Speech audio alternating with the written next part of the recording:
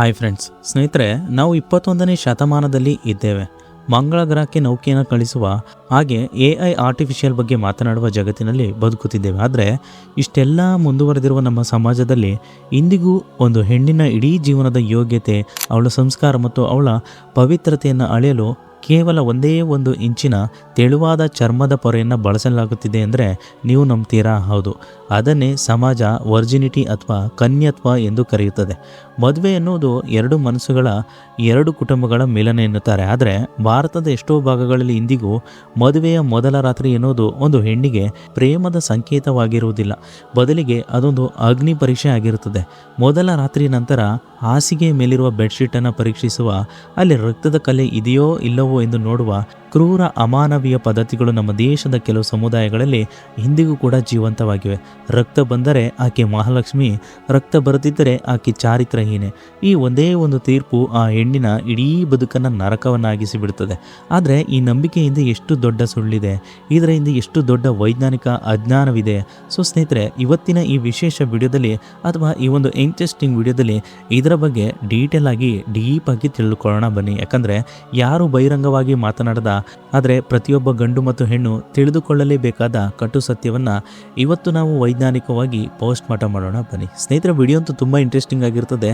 ಹಾಗಾಗಿ ವಿಡಿಯೋವನ್ನು ಸ್ಕಿಪ್ ಮಾಡದೆ ಕೊನೆ ತನಕ ನೋಡಿ. ಇಷ್ಟ ಆದರೆ ಖಂಡಿತ ಲೈಕ್ ಮಾಡಿ. ಸ್ನೇಹಿತರೆ, ನಾವು ಅಸಲಿ ವಿಜ್ಞಾನಕ್ಕೆ ಹೋಗುವ ಮುನ್ನ ಇತಿಹಾಸದ ಪುಟಗಳನ್ನು ತಿರುವಿ ನೋಡಬೇಕಾಗಿದೆ. ಅಸಲಿಗೆ ಈ ವರ್ಜಿನಿಟಿ ಎನ್ನುವ ಕಲ್ಪನೆ ಮನುಷ್ಯನ ತಲೆಗೆ ಬಂದಿದ್ದು ಹೇಗೆ ಅಂತ. ಸ್ನೇಹಿತರೆ, ಪುರಾತನ ಕಾಲದಲ್ಲಿ, ಅದರಲ್ಲೂ ವಿಶೇಷವಾಗಿ ಪಿತೃ ಪ್ರಧಾನ ಸಮಾಜ ಆರಂಭವಾದಾಗ ಹೆಣ್ಣನ್ನು ಕೇವಲ ಒಂದು ವಸ್ತು ಅಥವಾ ಆಸ್ತಿ ಎಂದು ನೋಡಲಾಗ್ತಿತ್ತು. ರಾಜರು ಮತ್ತು ಜಮೀನ್ದಾರರ ಕಾಲದಲ್ಲಿ ತಮಗೆ ಜನಿಸುವ ಮಕ್ಕಳು ತಮ್ಮದೇ ರಕ್ತಕ್ಕೆ ಸೇರಿದವರಾಗಿರಬೇಕು ಎನ್ನುವ ಹಠವಿರುತ್ತಿತ್ತು. ಹಾಗಾಗಿ ಹೆಣ್ಣಿನ ಲೈಂಗಿಕತೆಯನ್ನು ಸಂಪೂರ್ಣವಾಗಿ ನಿಯಂತ್ರಣದಲ್ಲಿಡಲು ಈ ಕನ್ಯತ್ವ ಎಂಬ ಪರಿಕಲ್ಪನೆಯನ್ನು ಹುಟ್ಟುಹಾಕಲಾಯಿತು.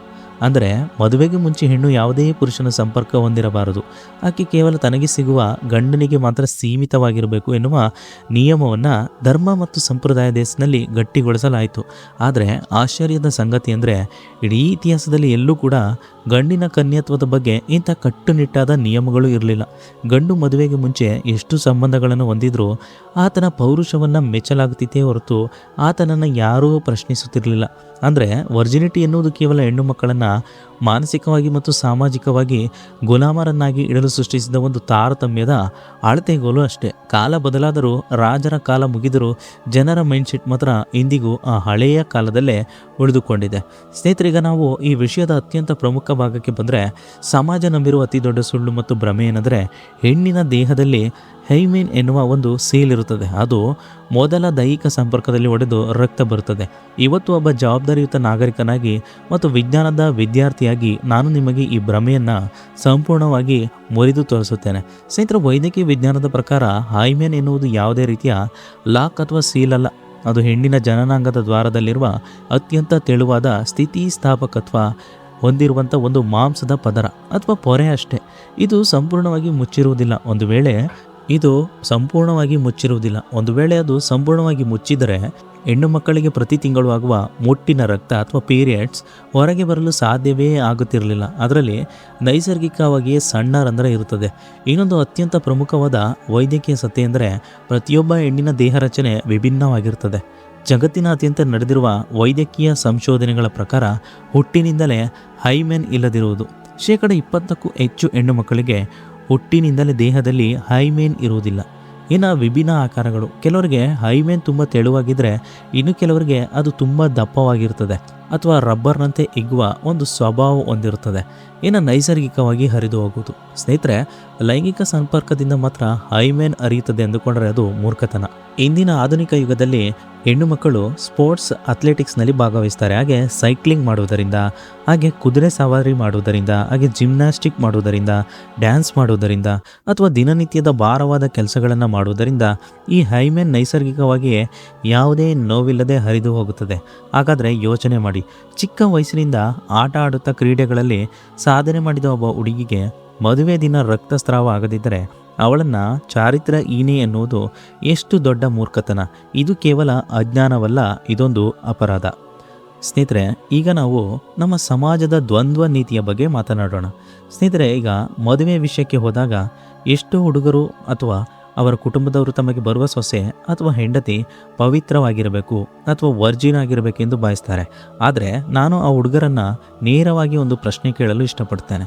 ತನಗೆ ಸಿಗುವ ಹೆಂಡತಿ ವರ್ಜಿನ್ ಆಗಿರಬೇಕೆಂದು ಆಸೆ ಪಡುವ ನೀವು ಮದುವೆಗೆ ಮುಂಚೆ ವರ್ಜಿನ್ ಆಗಿ ಉಳಿದಿದ್ದೀರಾ? ನೀವು ಒಬ್ಬ ಗಂಡು ಮದುವೆಗೆ ಮುಂಚೆ ಎಷ್ಟೋ ಹುಡುಗಿಯರ ಜೊತೆ ದೈಹಿಕ ಸಂಬಂಧ ಹೊಂದಿದ್ರು ಸಮಾಜ ಅವನೊಬ್ಬ ಗಂಡಸು ಎಂದು ಒಪ್ಪಿಕೊಳ್ಳುತ್ತದೆ. ಅದೇ ಹುಡುಗ ಮದುವೆ ಆಗುವಾಗ ಮಾತ್ರ ತನಗೆ ಕನ್ಯೆಯೇ ಬೇಕು ಎಂದು ಹಠ ಹಿಡಿತಾನೆ. ಅಂದರೆ ತಾನು ಮಾಡಿದರೆ ಅದು ತಪ್ಪು ಅಲ್ಲ, ಹೆಣ್ಣು ಮಾಡಿದರೆ ಅದು ಮಹಾಪರಾಧ.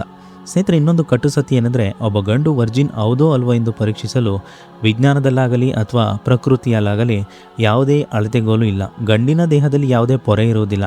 ಮೊದಲ ರಾತ್ರಿ ಅವನಿಗೆ ಯಾವುದೇ ರಕ್ತಸ್ರಾವ ಕೂಡ ಆಗುವುದಿಲ್ಲ. ಪರಿಸ್ಥಿತಿ ಹೀಗಿರುವಾಗ ಕೇವಲ ಹೆಣ್ಣಿನ ದೇಹದ ಮೇಲಷ್ಟೇ ಈ ರೀತಿಯ ದಬ್ಬಾಳಿಕೆ ಯಾಕೆ? ಸಂಬಂಧಗಳು ಸಮಾನತೆಯ ಮೇಲೆ ನಿಲ್ಲಬೇಕೇ ಹೊರತು ಇಂಥ ಏಕಪಕ್ಷೀಯ ನಿಯಮಗಳ ಮೇಲಲ್ಲ. ಸ್ನೇಹಿತರೆ, ನಮ್ಮ ಸಮಾಜದ ಈ ಅಜ್ಞಾನ ಮತ್ತು ಭಯವನ್ನೇ ಬಂಡವಾಳ ಮಾಡಿಕೊಂಡು ಇವತ್ತು ಕಾರ್ಪೊರೇಟ್ ಜಗತ್ತಿನಲ್ಲಿ ಮತ್ತು ವೈದ್ಯಕೀಯ ಕ್ಷೇತ್ರದಲ್ಲಿ ಒಂದು ಬ್ಲ್ಯಾಕ್ ಮಾರ್ಕೆಟ್ ಸೃಷ್ಟಿಯಾಗಿದೆ. ಸ್ನೇಹಿತರೆ, ಇದು ಯಾವ ರೀತಿ ಅಂದರೆ ಅದನ್ನೇ ವರ್ಜಿನಿಟಿ ಬಿಸ್ನೆಸ್ ಎನ್ನಲಾಗ್ತದೆ. ಇವತ್ತು ಇಂಟರ್ನೆಟ್ನಲ್ಲಿ ಸರ್ಚ್ ಮಾಡಿದರೆ ನಿಮಗೆ ನಕಲಿ ರಕ್ತವನ್ನು ಸೃಷ್ಟಿಸುವ ವರ್ಜಿನಿಟಿ ಕಿಟ್ಗಳು, ಮಾತ್ರೆಗಳು ಮತ್ತು ಕೃತಕ ರಕ್ತದ ಕ್ಯಾಪ್ಸೂಲ್ಗಳು ಸಿಗ್ತವೆ ಅಂತ. ಹಾಗೆ ಮದುವೆ ಮೊದಲ ರಾತ್ರಿ ಸಮಾಜದ ಮತ್ತು ಗಂಡನ ಸಂಶಯದಿಂದ ಬಲಿಪಶು ಆಗೋದರಿಂದ ತಪ್ಪಿಸಿಕೊಳ್ಳಲು ಎಷ್ಟು ಅಮಾಯಕ ಹೆಣ್ಣು ಮಕ್ಕಳು ಇವುಗಳನ್ನು ಕದ್ದು ಮುಚ್ಚಿ ಖರೀದಿಸುತ್ತಿದ್ದಾರೆ. ಅಷ್ಟೇ ಯಾಕೆ, ವೈದ್ಯಕೀಯ ಲೋಕದಲ್ಲಿ ಹೈಮೆನೋಪ್ಲಾಸ್ಟಿ ಎನ್ನುವ ಸರ್ಜರಿ ಇದೆ. ಈ ಸರ್ಜರಿ ಮೂಲಕ ಹಣ ಪಡೆದು ಕೃತಕವಾಗಿ ಹೈಮೆನ್ ಪೊರೆಯನ್ನು ಮರುಸೃಷ್ಟಿ ಮಾಡಲಾಗ್ತದೆ. ಯೋಚನೆ ಮಾಡಿ, ಕೇವಲ ಸಮಾಜದ ಬಯಕೆ, ತನಗೆ ಸಿಗುವ ಗಂಡನ ಅಪನಂಬಿಕೆಗೆ ಹೆದರಿ ಹೆಣ್ಣು ಮಕ್ಕಳು ಇಂಥ ಶಸ್ತ್ರಚಿಕಿತ್ಸೆಗಳಿಗಾಗಿ ಒಳಗಾಗಬೇಕಾದ ಪರಿಸ್ಥಿತಿ ಬಂದಿದೆ ಅಂದರೆ ನಾವು ಹೆಣ್ಣಿಗೆ ಎಷ್ಟು ದೊಡ್ಡ ಮಾನಸಿಕ ಕಿರುಕುಳ ಮತ್ತು ಟ್ರೋಮಾ ಕೊಡ್ತಾ ಇದ್ದೀವಿ. ನಾವು ಹೆಣ್ಣನ್ನು ಪ್ರೀತಿಸುತ್ತಿದ್ದೀವಾ ಅಥವಾ ಅವಳ ದೇಹದಲ್ಲಿರುವ ಒಂದು ಅಂಗವನ್ನು ಮಾತ್ರ ಪ್ರೀತಿಸುತ್ತಿದ್ದೀವಾ? ಸೊ ಈ ಬಿಸ್ನೆಸ್ ನಿಲ್ಲಬೇಕಾದ್ರೆ ಮೊದಲು ಗಂಡು ಮಕ್ಕಳ ಮತ್ತು ಪೋಷಕರ ಆಲೋಚನಾ ಶೈಲಿ ಬದಲಾಗಬೇಕು.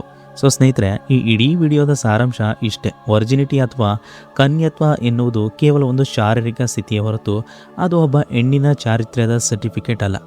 ಯಾವುದೇ ಒಂದು ಹೆಣ್ಣಿನ ಯೋಗ್ಯತೆ, ಅವಳ ಪ್ರಾಮಾಣಿಕತೆ, ಅವಳ ಸಾಧನೆ ಮತ್ತು ಅವಳ ಗುಣವನ್ನು ನಿರ್ಧಾರ ಮಾಡಲು ಈ ಸಮಾಜಕ್ಕೆ ಯಾವುದೇ ಹಕ್ಕಿಲ್ಲ. ಮದುವೆ ಮತ್ತು ಸಂಸಾರ ಎನ್ನುವ ಪವಿತ್ರವಾದ ಬಂಧ ನಿಂತಿರುವುದು ಎರಡು ಮನಸ್ಸುಗಳ ನಡುವಿನ ಪರಸ್ಪರ ನಂಬಿಕೆ, ಗೌರವ, ಪ್ರೀತಿ ಮತ್ತು ಕಾಳಜಿಯ ಮೇಲೆ ಹೊರತು ಮದುವೆಯ ಮೊದಲ ರಾತ್ರಿ ಹಾಸಿಗೆ ಮೇಲೆ ಬೀಳುವ ರಕ್ತದ ಕಲೆಯ ಮೇಲಲ್ಲ. ಒಂದು ವೇಳೆ ನಿಮ್ಮ ಸಂಗಾತಿ ಮೇಲೆ ನಿಮಗೆ ನಂಬಿಕೆ ಇಲ್ಲದಿದ್ದರೆ ಅಲ್ಲಿ ಪ್ರೀತಿ ಇರಲು ಸಾಧ್ಯವೇ ಇಲ್ಲ. ಸ್ನೇಹಿತರೆ, ವಿಶೇಷವಾಗಿ ಇವತ್ತಿನ ಯುವ ಪೀಳಿಗೆಗೆ ಮತ್ತು ನನ್ನ ವಿಡಿಯೋ ನೋಡುತ್ತಿರುವ ಎಲ್ಲ ಪುರುಷರಿಗೂ ನಾನು ಒಂದು ವಿನಂತಿ ಮಾಡ್ತೇನೆ. ಈ ಹಳೆಯ ಮೂಢನಂಬಿಕೆಯ ಆಲೋಚನೆಗಳಿಂದ ಹೊರಬನ್ನಿ. ಶಿಕ್ಷಣವನ್ನು ಕೇವಲ ಅಂಕಗಳಿಗಾಗಿ ಬಳಸಬೇಡಿ, ಆಲೋಚನೆಗಳನ್ನು ಬದಲಾಯಿಸಲು ಬಳಸಿ. ನಿಮ್ಮ ಮನೆಯ ಹೆಣ್ಣು ಮಕ್ಕಳಿಗೆ, ನಿಮ್ಮ ಸ್ನೇಹಿತರಿಗೆ ಈ ವೈಜ್ಞಾನಿಕ ಸತ್ಯವನ್ನು ತಿಳಿಸಿ. ಹೆಣ್ಣಿಗೆ ಅವಳ ವ್ಯಕ್ತಿತ್ವಕ್ಕೆ ಗೌರವ ಕೊಡೋದನ್ನು ಕಲಿಯೋಣ. ಸೊ ಈ ಸುದೀರ್ಘವಾದ ವಿಡಿಯೋ ನಿಮಗೆ ಅರ್ಥವಾಗಿದ್ದರೆ ಇದರ ಬಗ್ಗೆ ನಿಮ್ಮ ಅಭಿಪ್ರಾಯವನ್ನು ನಮ್ಮ ಕಮೆಂಟ್ ಬಾಕ್ಸಲ್ಲಿ ತಿಳಿಸಿ. ಹಾಗೆ ವಿಡಿಯೋವನ್ನು ಖಂಡಿತ ಲೈಕ್ ಮಾಡಿ, ಹಾಗೆ ವಿಡಿಯೋವನ್ನು ಶೇರ್ ಮಾಡಿ. ಇದೇ ರೀತಿ ಇಂಟ್ರೆಸ್ಟಿಂಗ್ ಮತ್ತು ಅವೇರ್ನೆಸ್ ಮತ್ತು ಟ್ರೆಂಡಿಂಗ್ ಟಾಪಿಕ್ ಆಗಿ ನೀವು ಇನ್ನೂ ಕೂಡ ನಮ್ಮ ಚಾನಲ್ಗೆ ಸಬ್ಸ್ಕ್ರೈಬ್ ಆಗಿಲ್ಲ ಅಂದರೆ ಈ ಕೂಡಲೇ ಕೆಳಗಡೆ ಕಾಣುವ ರೆಡ್ ಬಟನ್ ಮೇಲೆ ಕ್ಲಿಕ್ ಮಾಡಿ ಸಬ್ಸ್ಕ್ರೈಬ್ ಮಾಡ್ಕೊಳ್ಳಿ. ಸಿಗೋಣ ಇದೇ ರೀತಿ ಇನ್ನೊಂದು ವಿಡಿಯೋದೊಂದಿಗೆ. Thanks for watching video.